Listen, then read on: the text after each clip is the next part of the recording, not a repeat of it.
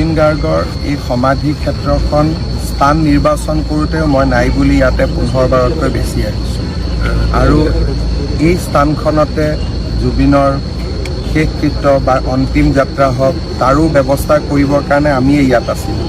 কিন্তু পিছত ৰাজনীতিৰ লগত জড়িত মানুহসকলে ইয়াক লৈ ইমান ৰাজনীতি কৰিলে যে এটা সময়ত ইয়াত আহিবও বেয়া লগা হৈ গ'ল, কাৰণ ইয়াতে জুবিনতকৈ ৰাজনীতিৰ কথা বেছি আলোচনা হোৱাৰ আৰু মই জানিছিলোঁ যে ইলেকশ্যন হোৱাৰ পিছত লাহে লাহে ৰাজনীতি শেষ হ'ব আৰু জুবিনৰ যি আচল যিটো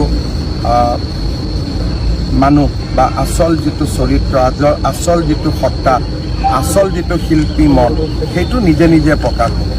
আৰু আজি মই অনুভৱ কৰোঁ যে লাহে লাহে মানুহে জুবিনৰ স্মৃতি কেনেকৈ জীয়াই ৰাখিম, সংগীত কেনেকৈ জীয়াই ৰাখিম, তেওঁৰ অৱদানসমূহক কেনেকৈ জীয়াই ৰাখিম, মানুহে তাৰ বিষয়ে আলোচনা কৰিব।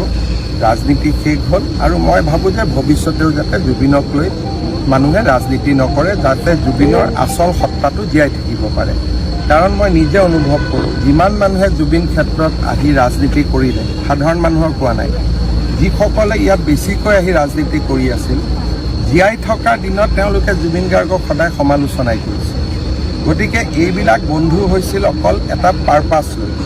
কিন্তু আমাৰ কাৰণে জুবিন অতীততো আছিল, বৰ্তমানো আছে, ভৱিষ্যতেও আমাৰ কাৰণে তেনেকৈ থাকিব যেনেকৈ আমি জুবিনক পাইছোঁ। নিৰ্বাচনৰ পিছতো তেওঁলোক অহা নাই, অহা নাহাটোত মই কোৱা নাই, কিন্তু নিৰ্বাচনৰ পুলিং বুথত জুবিন গাৰ্গৰ ফটো লগাই দিয়া, পাৰ্টি অফিচত জুবিন গাৰ্গৰ ফটো লগাই দিয়া, এইবিলাক মানুহে নিবিচাৰে।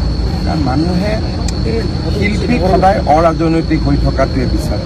আপুনি যদি এটা কেন্দ্ৰত ভোট দিব গৈছে, বিজেপিয়ে পদুম ফুল লৈ বহি আছে, কংগ্ৰেছে হাতৰ ছবিৰ পৰিৱৰ্তে যদি জুবিন গাৰ্গৰ ফটোখন লৈ বহি থাকে, মানুহৰ খং উঠিব নালাগে।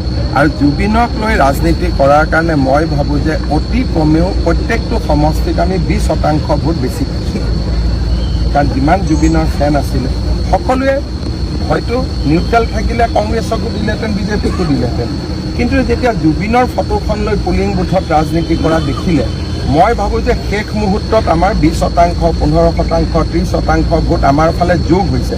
কাৰণ বিজেপিয়ে এটা স্পষ্ট সিদ্ধান্ত লৈছে যে আমি জুবিনক লৈ ৰাজনীতি নকৰোঁ।